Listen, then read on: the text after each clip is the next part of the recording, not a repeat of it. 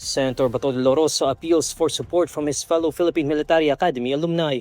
In an interview on Wednesday, May 13, De La Rosa sings a portion of the PMA hymn, PMA, O Hail Thee. Those solid ranks of grace, thy virtues to display, Academy, O hail to thee. He makes the appeal as he faces arrest through a warrant issued by the International Criminal Court.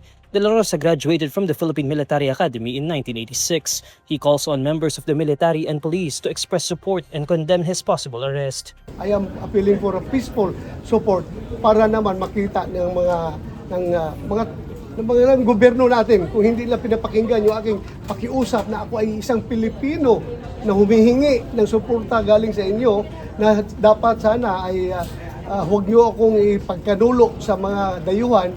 Yan po ang aking apela sa aking mga kabaro, mga sundalo, mga kapulisan who are placed in the same boat. Meanwhile, the Philippine National Police says it respects De La Rosa's appeal for support from his fellow Philippine Military Academy alumni. On Wednesday, May 13, PNP spokesperson Brigadier General Randolph Tuaño says the police force sees the statement as a unique expression of grievance. Sa ngayon po, tinitignan ng Philippine National Police na ito ay isang kakaibang pagpapahayag ng kanyang hinaing o damdamin sa mga bagay na nangyayari sa kanya. Ang sinasabi nga po namin ay nire-respeto naman ng Philippine National Police yung uri ng kanyang pagpapahayag ng kanyang saloobin. Tuaño says the PNP sees no violation of the law for now.